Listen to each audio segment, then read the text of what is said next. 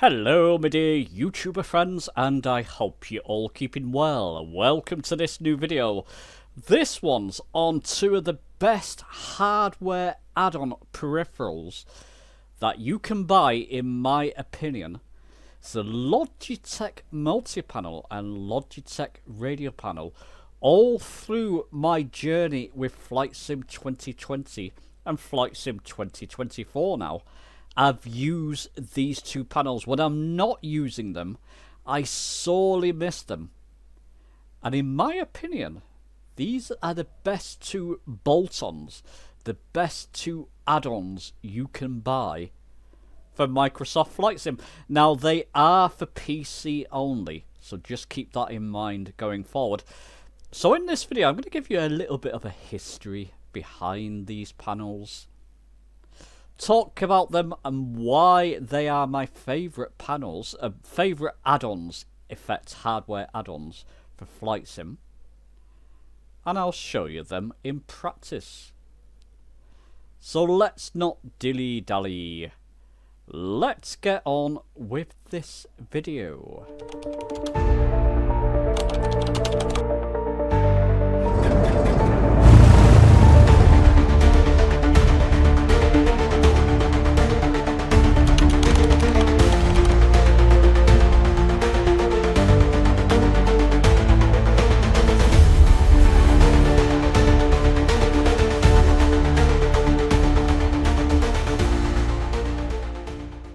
So a little bit of history about these panels.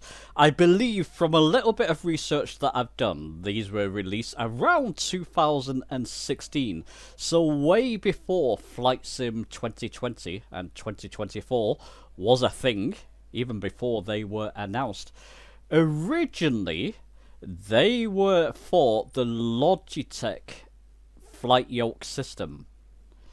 And I'll link any sort of videos I've done about these panels down below in the description, because a lot of the material that I'll be talking about pertains to a lot of videos I've done on them already. So there we go. They're meant to go originally with the Logitech Flight Yoke system, and they work well as well.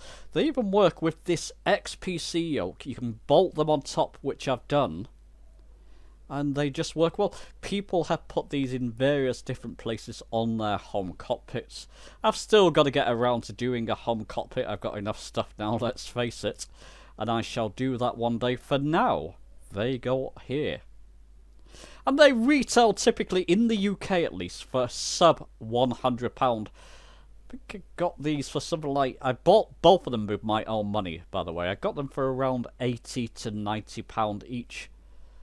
So, you know, they're reasonably priced for hardware add-ons as well. Why are these my favourite panels?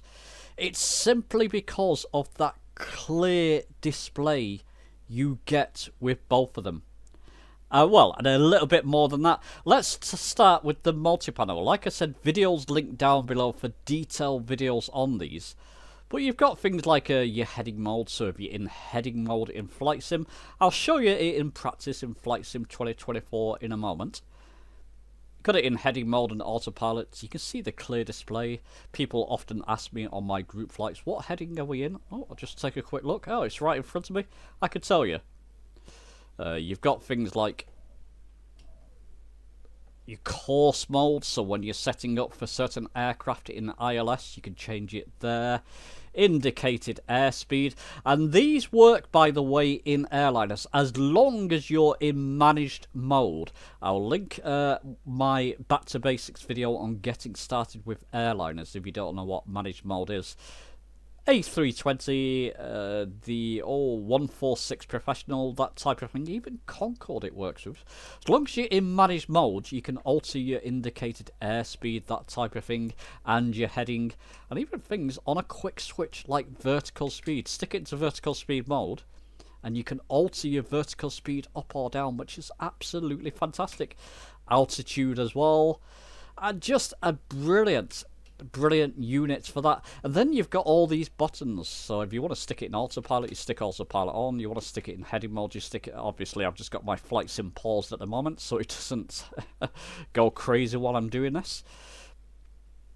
Stick it in the heading mode, nav mode, indicated airspeed mode, altitude hold mode, vertical speed, approach mode, reverse, so that'll be back course mode. Still got to cover that in my Back to Basics series. It's just right there in front of you, no messing around, no thrills, just bang, here I am with a clear display for you. Whatever you want, let's set an autopilot altitude to say, and look how quickly that can go up as well, 2,000 feet. And it works, like I said, in the majority of aircraft that I've flown. Something like the Spitfire, maybe not, or the Cessna 152, although it does work to some extent in that as well. The majority, most aircraft I've flown, it works. And then you've got things like auto throttle here if you want it. Flaps, very useful. And by the way, this works straight off, as long as you've got the Logitech driver in Flight Sim 2020, works straight off with that. I did do a video showing how to get this working with Flight Sim 2024, linked in the description. Works well with that as well, so you've got flaps up and down, and you've even got a fine trim, which I do use. On my Honeycomb, I use these two rockers for sort of more aggressive trim. When I want to fine trim it, I do it with that. So as long as you got the driver, so you got it enabled in Flight Sim 2020 or Flight Sim 2024, all these just work effectively out of the box, which is outstanding. Magical little unit. It's probably my favourite of them both. But then, quickly, we come to the radio panel. And if you want to set up for ILS, you can alter the numbers here. It might show a little bit differently on my camera, by the way. These are more clearer to me, the numbers. And then you can fine-tune the numbers after the decimal, so you've got two different knobs on this one. Once you've got it tuned in, swap it and it's your active ILS. Is that in nav1? It is. Or COM. Same with COM. So change it, and you can then you got two different things. So you got COM1, COM2. Is that on COM? That's on ADF, or ADF there even. That's now on COM1, and that's on COM2. That's on nav1, so I can change my nav frequencies. No, that's on COM2 as well, sorry. That's on nav1, so I can change my nav frequencies, change it over. And that's on COM2. And again, no thrills, it's bang right in front of you. Another thing I do like, it's not going to work here now because I don't have an active ILS course. Oops, get the camera right. It's the DME, the distant measuring equipment. You can change that as well, and your squawk code. That's the XPDR. I'll link videos showing you this slowly and in more details down in the description. Like I said, I'm just showing you quickly what it can do. But if you had an effective nav1 frequency set up there, so I'm on nav1 now, a frequency set up for a nav1, switch it to DME down here, it'll give you the distance away from that ILS, which is just fantastic. Fantastic. Again, it's right in front of you, clear numbers. The combination of them both, I really struggle when I don't have them in front of me to live without them. These are just magical little boxes. I'll tell you what, before I get on to my conclusion, let me just show you a demonstration in Flight Sim 2024. Okay, I'm in the Cessna 182RG. It's just taken off from Manchester Airport, my new home base. Let me just get back in the cockpit and I'll bring in the camera so you can see my multi-panel. I've got it on autopilot and heading mode, and I've got it in heading select here. So if I move that left or right, as you can see, it immediately responds. I can immediately see what bearing. If I want to go to a bearing of 200, I can do that. I'll come back around to a bearing of about 230. I can do that too. I want to set an altitude. I'm at 1,600 feet. Oh, I'm climbing. Well, let's just bring that back down. Oops, no, that's vertical speed. Put it into altitude mode. 1,100, it's maintained that. Actually, it's gone over it a little bit there, as you can see. So, but it doesn't matter. I want to climb all the way to 2,500 feet. Because it's maintained altitude and altitude is lit up, it's going to keep there until I command it to climb. Put it into vertical speed. Press the vertical speed button. I want to climb at 700 feet per minute. Look, it's doing it. From my commands to the multi-panel, look how easy that is to do. Put it back into heading mode. I'll come to a heading of 240. Oh, isn't that brilliant? Just going to bring my throttle down a wee bit there. Bring that throttle back. Oh, and by the way, if I wanted some flaps in, watch the flaps lever down here. Shouldn't do it this... Well, I'm at the right speed in fact. Put in a notch of flaps. Let's raise those flaps up. I can do it all from this multi-panel. Brilliant. Radio panel. I know the ILS for Manchester. One of the ILSs at least is 109.50. I've got it in nav 1. So I can swap to make that active. Let's come up here. 5 left. Now, I know the course. I'm going fast on this one, people. I've done more detail and slower videos. I'll link them in the description. I know the ILS. Let's speed up. I've put that throttle down too much. Yeah, my speed was going crazy there. I know the course. Let's get back onto this. Is 52 for 5 left. So from the multi-panel, I can put it down to course. Watch the display here, by the way. Let's move the mouse out of the way. It's getting distracting. I'll change the course to 52. Watch that display. You can see it moving around. 52. 52. So there you go. My course is correct for that ILS now. What I could do, I could change it to VLOC. It's telling me I need to come all the way around. Let's put it back into... See how convenient this is. Put it back into heading mode. I need to come back round all the way to the right here. So I'll do that. Gonna watch that course deviation line move in. It's moving in. I can press the approach mode already.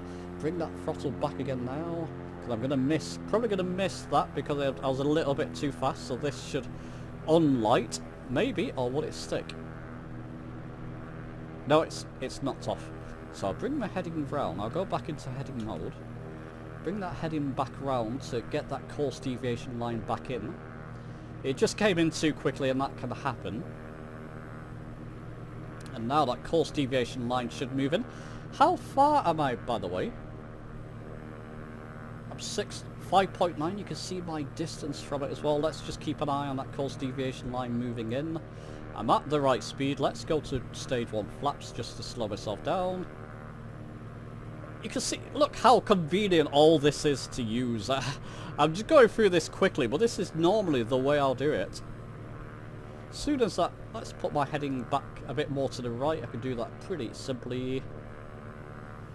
Oh, the glide slope lines are below me, so I've missed the glide slope. So what I would have to do here is take it off autopilot, because I was so close to the airport, essentially. And now 5.1 nautical miles away from the airport. Course deviation line's moving back in. Now I can put it back into heading mode. I've missed the autopilot, the glide slope. The glide slope indicators are below me, but I'm lined up with the runway. What I would do there is take it off autopilot. Manually. Bring that altitude down. I can do it from, in fact, I can do it from the autopilot. Keep it in heading mode. Vertical speed. I can bring that vertical speed down further to try and catch up with that glide slope. Whilst I'm doing that, bring that throttle back. Oh, didn't put the gear down. Have now. So I'm just re-catching up with that glide slope there, as you can see. I'm going to have to bring that throttle way down. There you go. Now it's locked on. Still in approach mode, but I just brought the aircraft down so it matches the glide slope. And we're locked on to runway 5 left. There you go, people. Let's just stop the camera there. Can you see why the multi-panel is and the radio panel are my favourite panels to use? I do hope you can. Can I do this externally? I wonder. Shouldn't do, really. Ah, should be fine. You could possibly see why. Listen, comment down below. Do you have the radio or multi-panel or both of them? What do you think? I know a lot of people love them. Old panels, some of the oldest panels out there. Simply my two favourite hardware add-ons that I struggle to live without. I just use them constantly in all kinds of aircraft. Listen, let me know your thoughts. Give the video a like if you've enjoyed it. I know you're all watching this thinking, is he going to land okay here? I'm under autopilot, I'm in heading mode, approach mode, I'll be fine. Give the video a like if you've enjoyed it, subscribe for more, and I'll see you soon. Oh, go on people, you'll never forgive me if I don't show this landing, so let me just show this landing. Let's just be complete. You can see I'm still in approach mode. No problem. Speed's okay, I can put another notch of flaps in there, why not? That'll slow me down more. Did that from the multi-panel again. I would normally at some points here take it off autopilot and manually land it. Glide slope's fine. 5 left. Oh, there's an aircraft coming in the other direction. You should be okay. Autopilot off. I'll manually land this. Bring that throttle down more now. Absolutely fine. And just float over this runway. Landing in the correct spot there. Beautiful. That will do. And then just bring myself off to the left. And bring those flaps up using my multi-panel again. Bit of bonus footage for you there. Once again people, let me know your thoughts, give the video a like if you've enjoyed it, subscribe for more, and I'll see you soon.